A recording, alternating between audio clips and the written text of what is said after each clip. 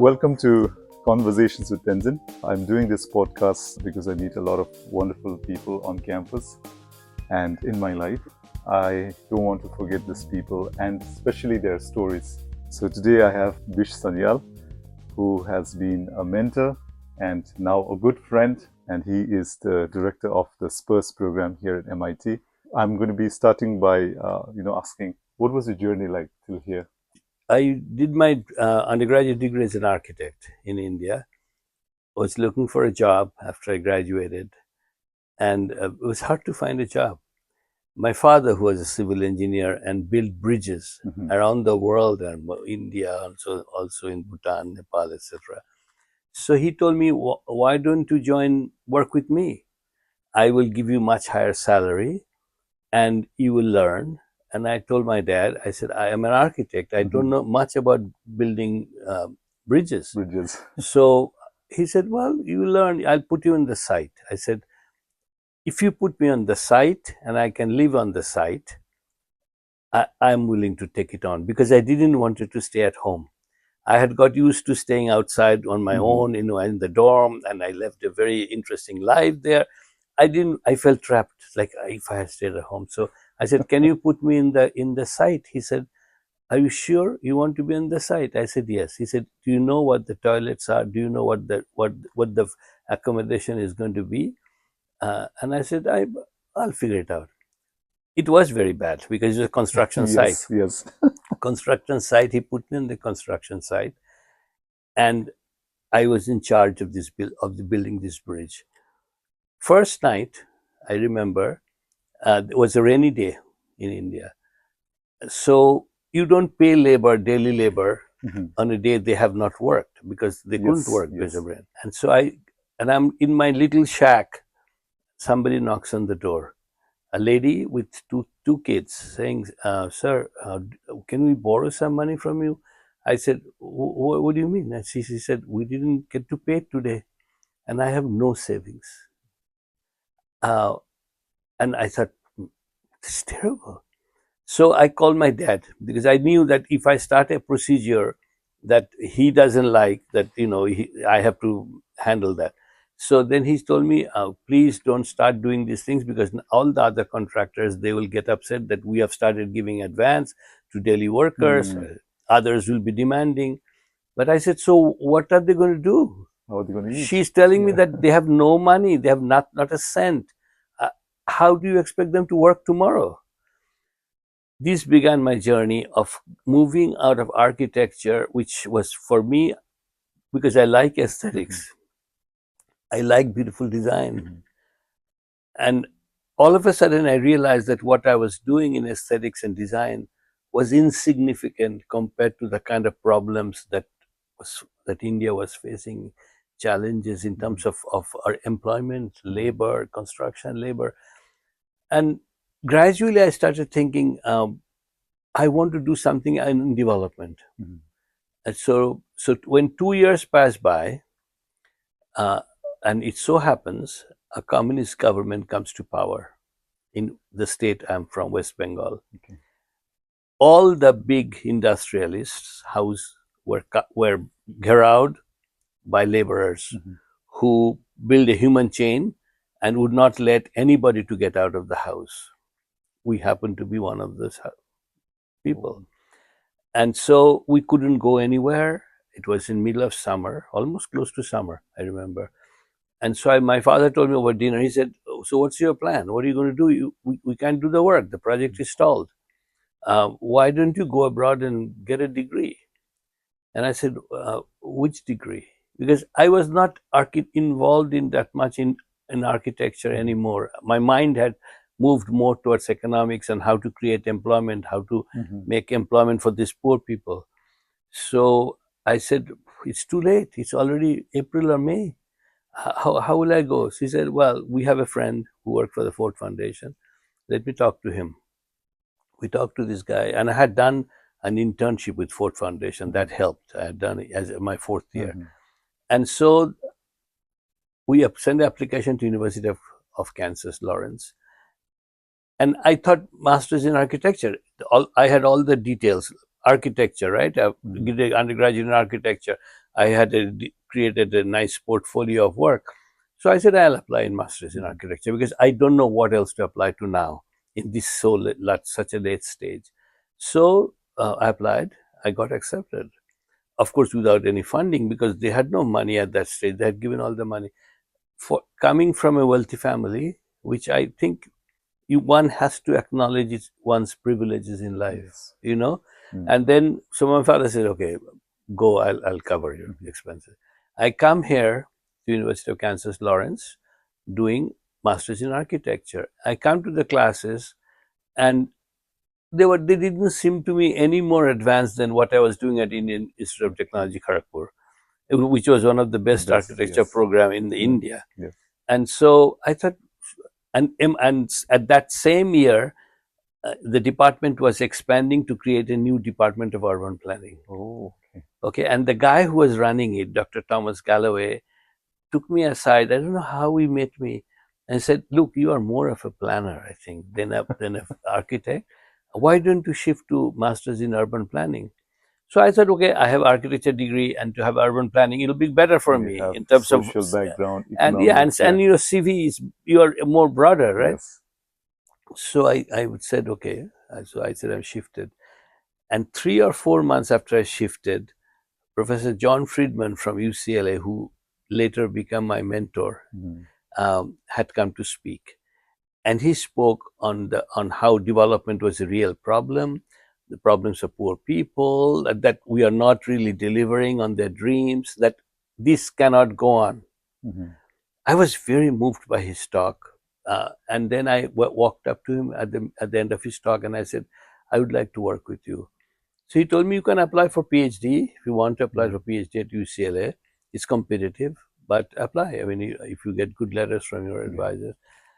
Fortunately, I got good letters, and I went to UCLA with fully funded for a PhD in national development, urban planning, right? So it was much broader than architecture. And so I'm working there 2 years. I've been there 2 years. I had just finished my exams, doctoral exams.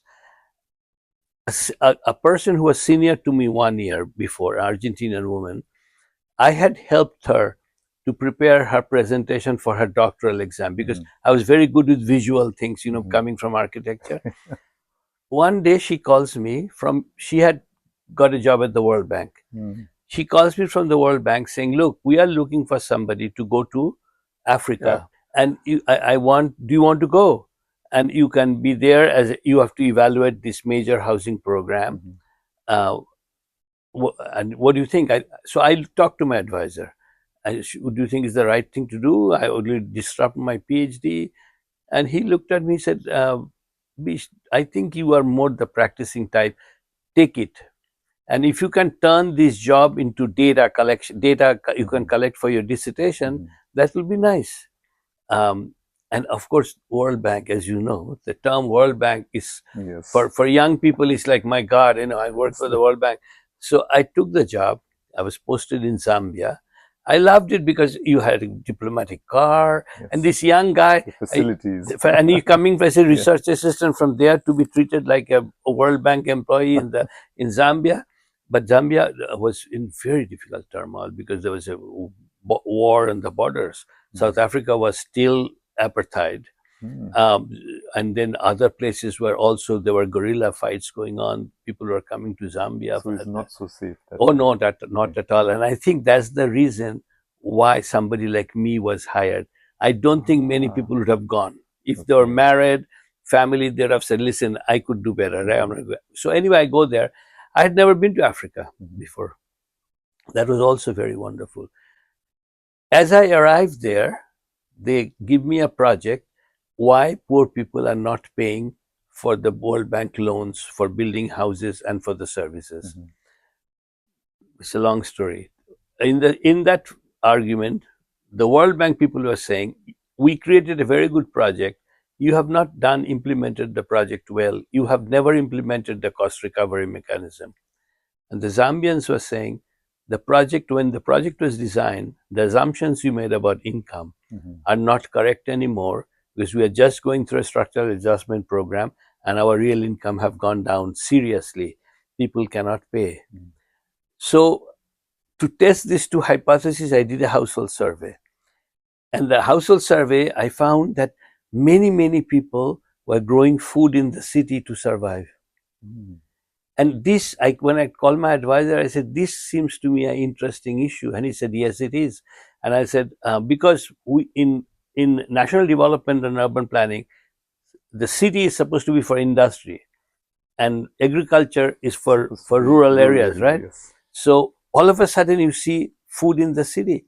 So I thought that's so interesting to understand why.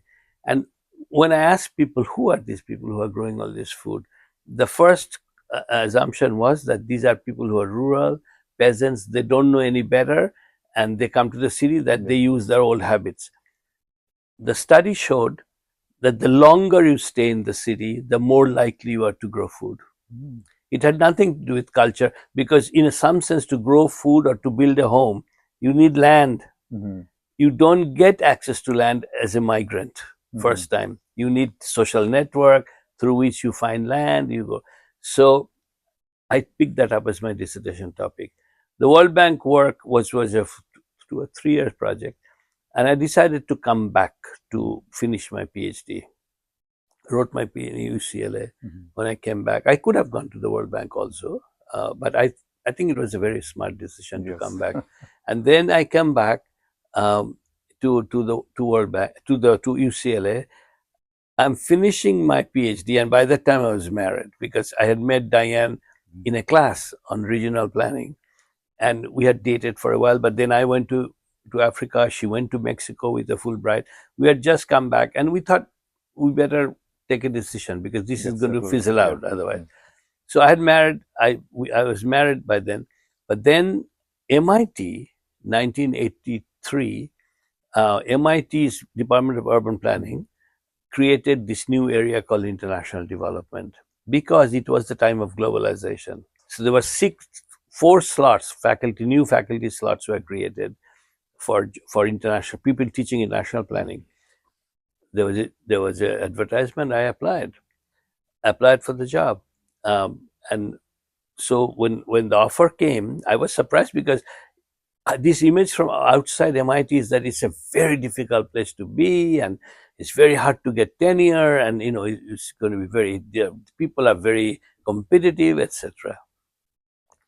So I took the job in '84, and by 1994, which was 10 years after I finished, I did get tenure on time, and then there was a problem in the department, in a sense that our department head had become chancellor of MIT, and they needed somebody to be department head.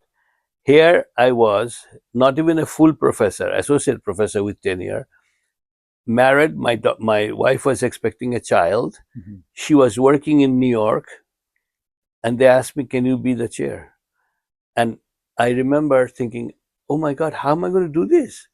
So I remember meeting the dean, our dean who's now dead, Bill Mitchell, telling him, "Bill, I cannot do it. I need more salary. I need support for child care. I need this. I need that." And he listened to me. And I'm coming up, and I get a note on my text at that time. Done. There was a pager back then? Yeah, there was a note. He sent me email, I think, that okay. So I couldn't say no after I made all these demands, and he said, "Okay." Did you say that to get out of the position, or? I was hoping to make so many demands that he will say, "Okay, you are good, but you are not that great." Right? That's an interesting story. Yeah. So he offered, and I took it on, and you manage. Constraints are constraints, but I mean, we manage. And then we had a child, and then Alexandra, my daughter, was with me, and my sister who lived close by, she comes to help. Diane's mother came to help sometimes, and so I did it for, and listen to my thinking. Not only I did one term, which is 4 years, I did 2 terms, because they told me, Bish, you're so good, why don't you do it? Yes. And by that time, I get used to office, to your own secretary, etc. Right? So I said 2 terms, and so I finished in 2002. I became head of the department 1994, 2002. While I was the department head, I watched the SPURS program and I nurtured the SPURS program. It was in very difficult stage. We didn't have the Humphrey program with us. We had 3 or 4 people applying. A lot of people thought it should be shut down. It's not worth our time and money, etc. Fortunately for me, that the dean of the school who had just stepped down, I asked that dean, can you be the head of the SPURS program? I will support you. I'm the department head. I did not want to see this program go down. I love this program because it's international. It brings professional planners from around the world to here. It's something I just inherently, I knew this is not something you give up on. When I finished my term, he had already decided to retire. Okay. So he told me, I'm retiring, Bish. I said, don't worry, I will be the head. Wonderful. 2004, and of course I couldn't put myself up. The dean had to appoint me and the department head had to appoint me, but they knew Bish could do it. So I became head in 2004, and it's 2024. It's Yes. time now to begin to think about, okay, who is next? Which I'm thinking already, if looking at our faculty and who among our faculty could be good.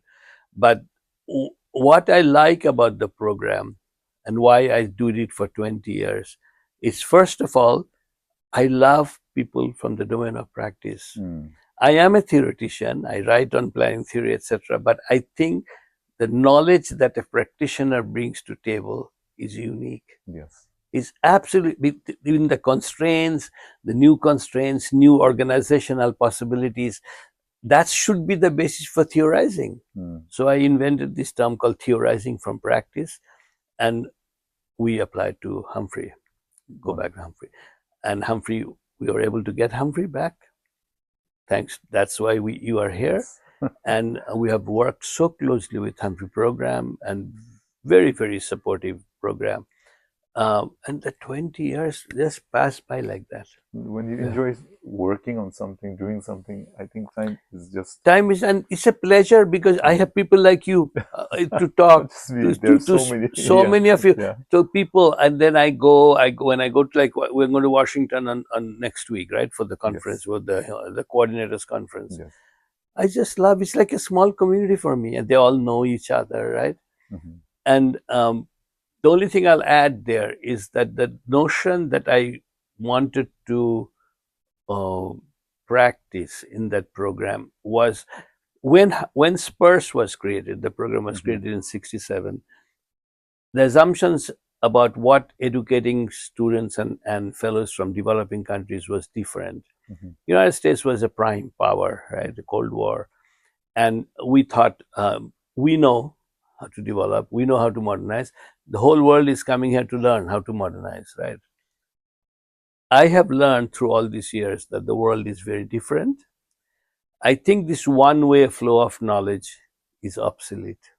Two-way knowledge generation was what I was struggling to create, but it's not easy, because when the fellows come, they want to take courses, and because they are at MIT, I don't blame them. Yes. They take good courses. Get excited. Yeah, they get excited.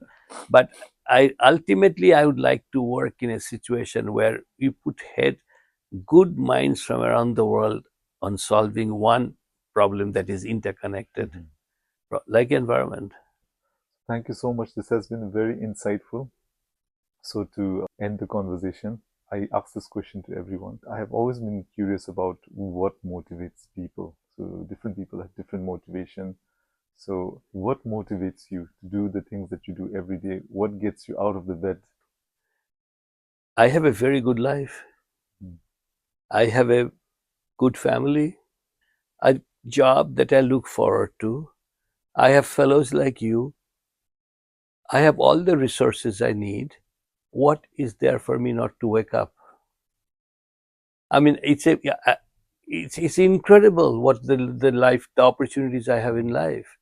And for me now, it's time to share, time to give yourself, open the door for others.